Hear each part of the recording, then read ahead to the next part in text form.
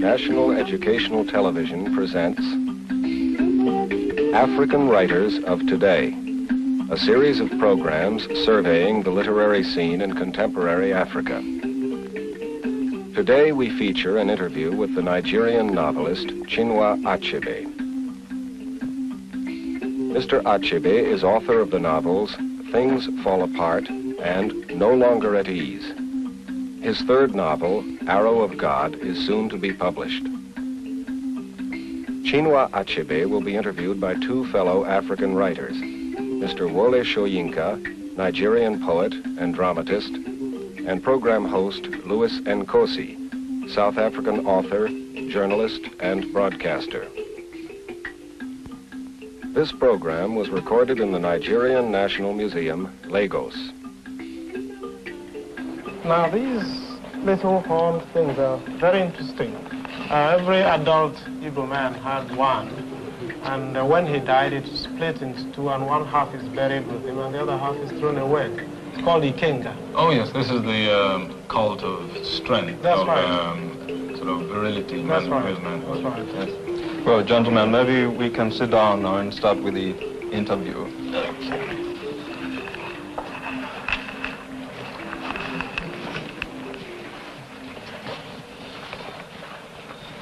Are you all comfortable? Yes, thank you.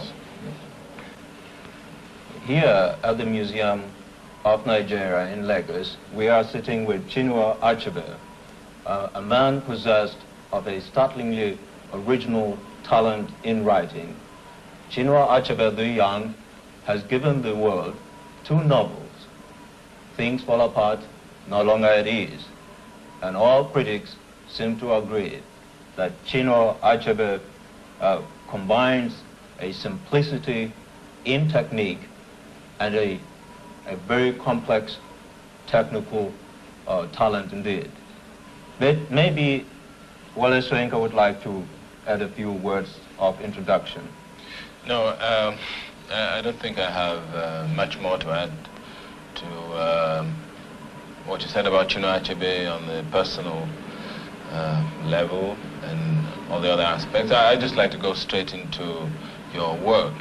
And I'd like to take as my point of reference, for a start, this last carving you showed me, the carving of the Ikenga.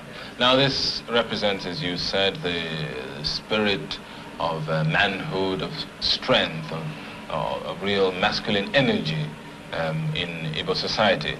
Now, in Things Fall Apart, Okonkwo seems to me to represent the kind of figure in society who is acted upon from within by this kind of strong spiritual quality. Now, I'd like to know from you whether this is a conscious derivative in the creation of this character, or whether, just the sense of the character in society, his religion, his beliefs. Well, not consciously, but Okonkwo, as you said, symbolizes, if you like, strength and aggressiveness. Now, these are some of the qualities that his people admire, you see. And I wanted a character who could be called representative of this particular group of people. And they admired a man of strength, a man of wealth, a man who had a big compound with wives and had many farms, that sort of thing. Yes. Now, this is a dangerous question, I know, but does it imply anything in your own personal attitude towards this society, which places so much premium on what, after all, may be a kind of the exhibitionist side of, the masculine ego? Does it imply something of your own attitude, the fact that Okonkwo does, by this very personal immersion in this, in this kind of value, that he heads for a fall? Yes. I think there is a point there. There is the weakness of this particular society, I think, is lack of adaptation, you see, not being able to bend. Of course, I can't say that this now represents the Igbo people today, but I think in his time, the strong men were those who did not bend, and I think this was a fault in the culture itself.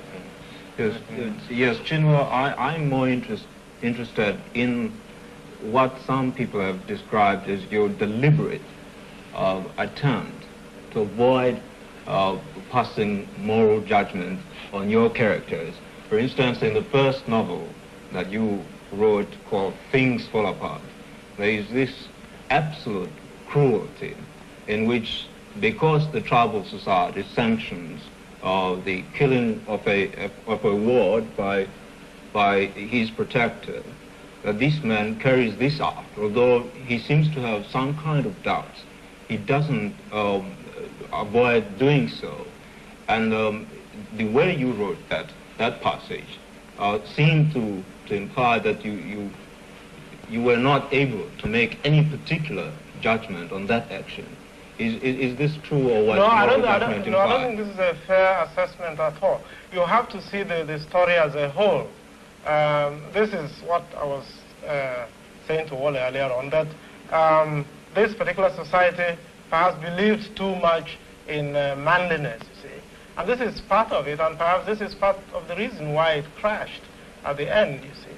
And I don't think a writer should point a moral lesson on every page. I think the total effect at the end of the story is that this is the way that things went, you see.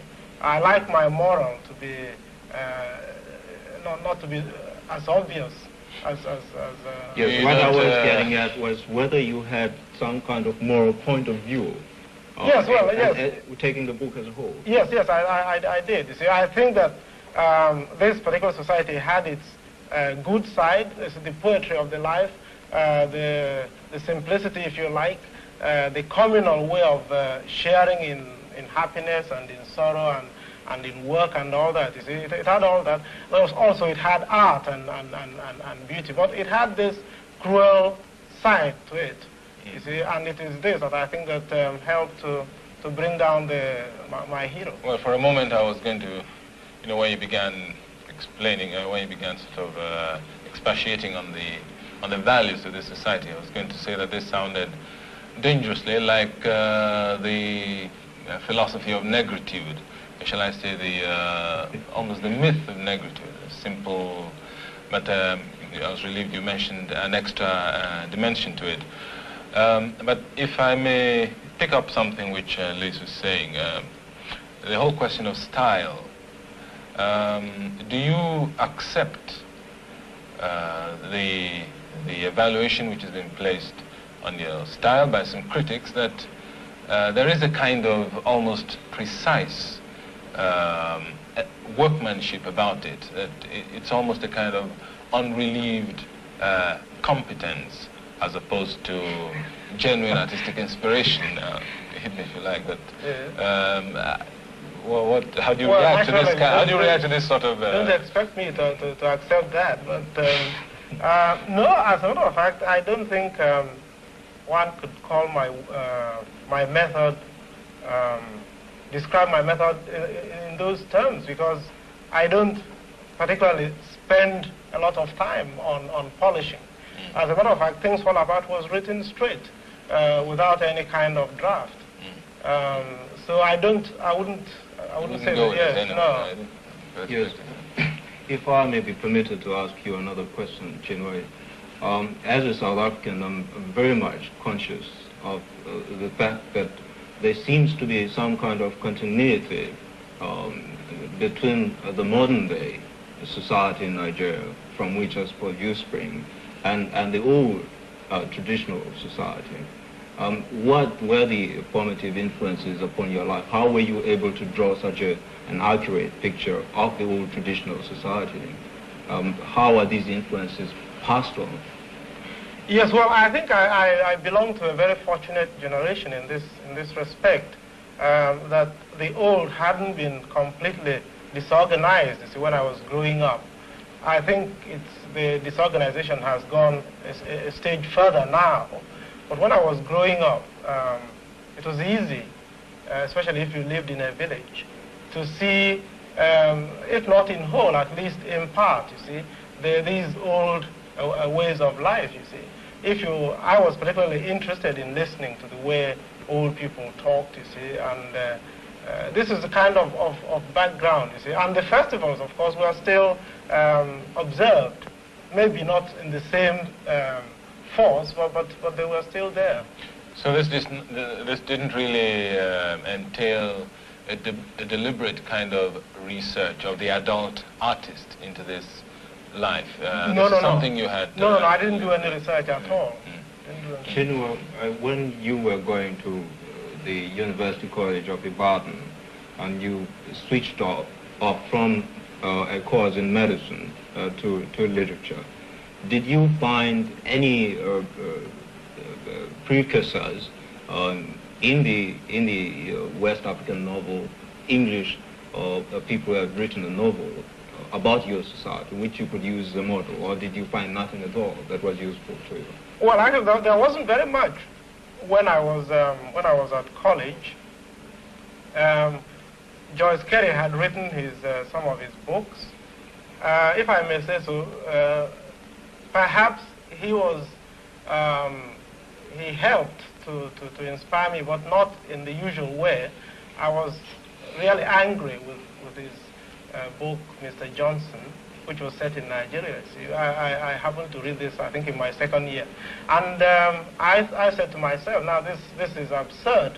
And if somebody without knowledge, without any inside knowledge of the people he's trying to describe, can get away with it, perhaps I have to try my hand at it.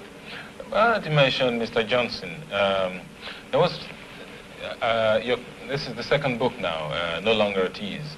The hero of that book, he struck me as, in some way, rather effete kind of character. You do not see any kind of equation at all between his particular weaknesses. I refer especially to his kind of relationship with his European boss. You do not see any similarity at all between this and Mr. Johnson. No, I don't. Because I think to me, Mr. Johnson doesn't live at all. I mean, he's a caricature. Yeah, precisely. I know Mr. Johnson is a caricature. Yes. But then caricature really is something you exaggerate. You do exaggerate some kind of positive, factual elements. Now, you do not think that this hero, he does demonstrate some of these exaggerated qualities in Mr. Johnson. Again, I go back to his relationship with his boss in the office, the kind of peculiar deference which he had towards him, this kind of tolerance of this boss, which is, exaggerated many more. Do you? Yes, well, I don't think, you see, if you go back to that book, you'll see that he actually didn't have much respect for his boss, but his nature was such that he was able to dismiss him as an example of this or that, you see. There was, in fact, a passage where he was thinking of the Greens. This is his boss. Yeah. The Greens of this generation, you see, they are tragedy. No, I think his problem was that he was perhaps too civilized, to shout. And this might be what you're referring to. But I don't think it's the same thing as Mr. Johnson. Perhaps even a caricature is not a correct way. Perhaps it's simply a puppet. A complete travesty of the situation. Chinua, Professor Abrahams, in his book, The Mind of Africa, selects you as one of the most original or the more African of all the African novelists that he has read in English-speaking Africa. I was just wondering whether you found that there was something to be done with this alien form, as I suspect the novel is, whether you found that you could experiment with the form, not just with the content. Is there room to turn around in this alien form at all? Yes, well, I think the novel form suits me extremely well just now. I haven't read Dr. Abraham's book, but I think I can regard myself, with justice as very much an African writer. I think I'm basically an ancestor worshipper, if you like. Not in the same sense as my grandfather would probably do it, pouring out palm wine on the floor. for the ancestors. But you know, with me, it takes the form of celebration, and I feel a certain compulsion to do this. It's not because I think this would appeal to listeners, to my readers. I feel that this is something that has to be done before I move on to the contemporary scene.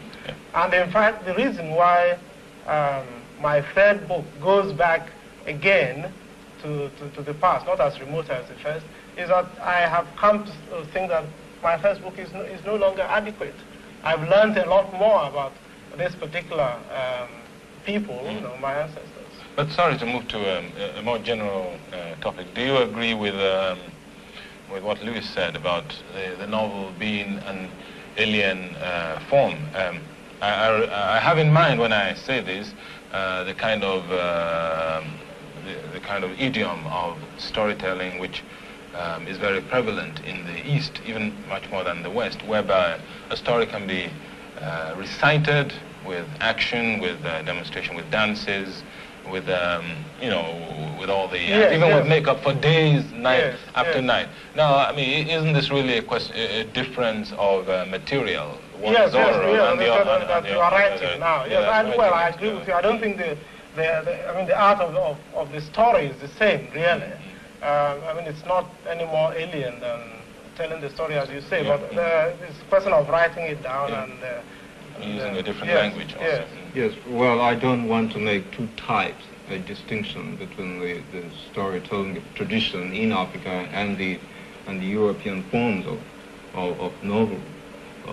But I do feel that the European novel has a certain background, a bourgeois background, and the individual authorship is another prominent feature of it. And of course the fact that it can be enjoyed by a single person by himself without sort of being gathered together with lots of other people. But no matter, I want to pass on to another question I would like to put to you, and it's a more sociological question. I'm interested in just how much social power a novelist in Nigeria has, how much influence he has with his society, or is the society completely indifferent to him? Well, the novel is comparatively young here. It's only about 10 years old, and it would be impossible to say precisely what kind of influence we are going to have. All I can say is that it is growing. I think my books, for instance, have done extremely well in Nigeria and in other parts of Africa, and I think the same goes with the other novelists here. Whether you can call this social influence, I think probably we ought to wait some years to see. Yes, but I'm interested because there has already been a definite reaction from, say, the federal government of Nigeria to Cyprian Ekwense's novel, which was about being filmed, and they banned this. And they said it shouldn't be done because it doesn't accurately reflect the life of Nigeria. Are the politicians beginning to react to some kind of social criticism contained in the younger literature of Nigeria? Well, I can only quote from my own experiences, and I haven't come up against any obstruction like the example you've given. Maybe I have not. Maybe when I move into the present in a sort of write a political novel, that would be the time to test. But all I can say is that I haven't yet come up against any kind of opposition. And in any case, I think politicians behave pretty much the same all over the world. The basic suspicions, even Cyprian Ekwense's book, which you refer to, for instance, is not really a piece of social criticism. I think it's just this problem of politicians getting nervous about a false image being presented without ever understanding the whole business of creative writing, and cannot understand that if a prostitute is written about in the book, it isn't a kind of treatise on sociology. But I would like to make an abrupt transition here. I know you were in the States very recently, and I'd like to know if you met any of the American novelists, particularly the Negro novelists and writers. Maybe there's something you'd like to say. Yes, I did indeed. In fact, that was the very purpose of my visit. I did meet with the Harlem group of writers, Langston Hughes and John Killens and a whole lot of younger ones. I didn't meet Baldwin, unfortunately, because he was tied up with other duties. Yeah. I also met quite a few white writers, not just novelists. I met Arthur Miller, the dramatist.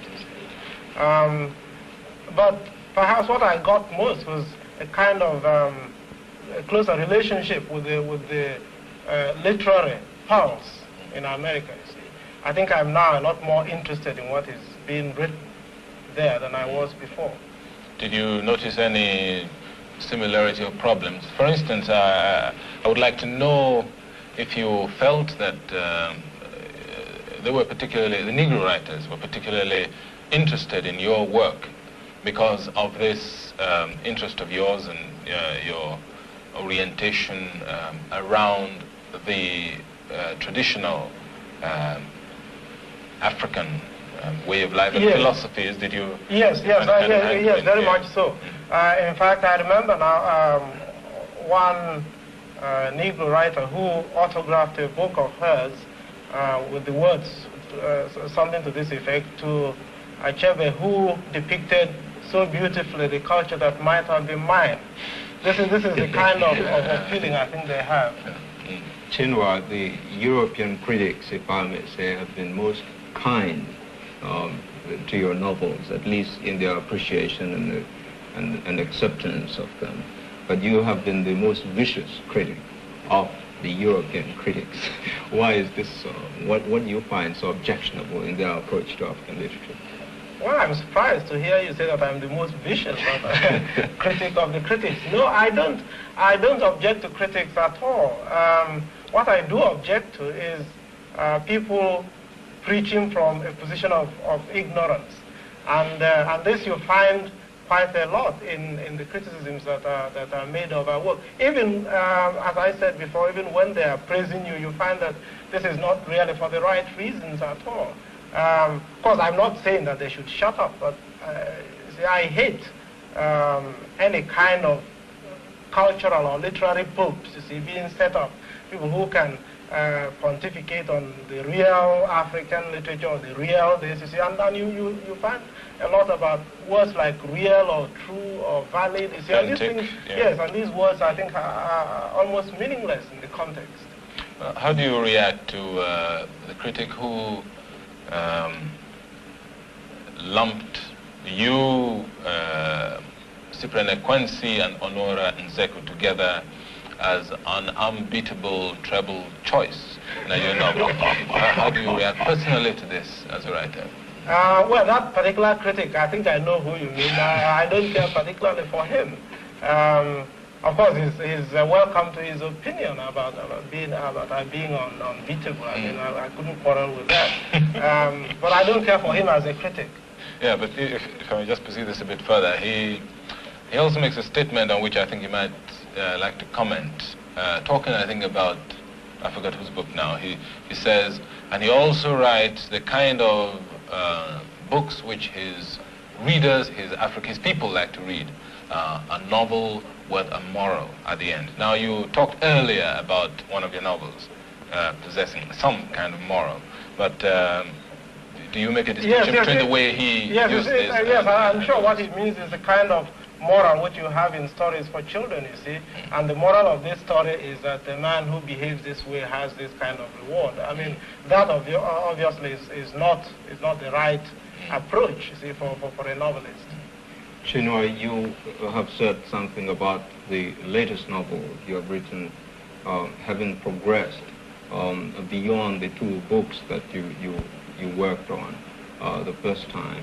Could you indicate perhaps in what direction you think you've made this advance, technically or otherwise? Well, it would be difficult to describe the technical superiorities. I don't know. Is there a difference in subject matter? Yes, there is definitely. handling a whole lot of more complex themes, you see, like the relationship between a god and his priest, you see. My chief character in this novel is a village priest, not a Christian priest, you see, in the traditional African religion. And I'm interested in this whole question of who decides what shall be the wish of the god, you see, and that kind of situation. And I've also tried to develop my treatment of character. Whether I succeed or not, still to be seen, you see, but I think that I have progressed in that direction. Yes, and the other question, of course, is the more general one, which bothers a lot of people, and it has to do with the audience. Do you find that you're beginning to develop an indigenous audience in Nigeria so that you can rely less on metropolitan audiences, or to put it in another form, so that you can become less conscious of the demands of European audiences? Yes, I think you're right. Although I must say that I don't think I was consciously working with an audience in mind in my first book. In fact, I remember being surprised when the first person who read it said, "Who did you have in mind?" You see. Now, that doesn't mean I didn't have somebody in mind, but I wasn't thinking of it primarily. The second time, of course, this thought having been put into my mind, I found myself thinking about it.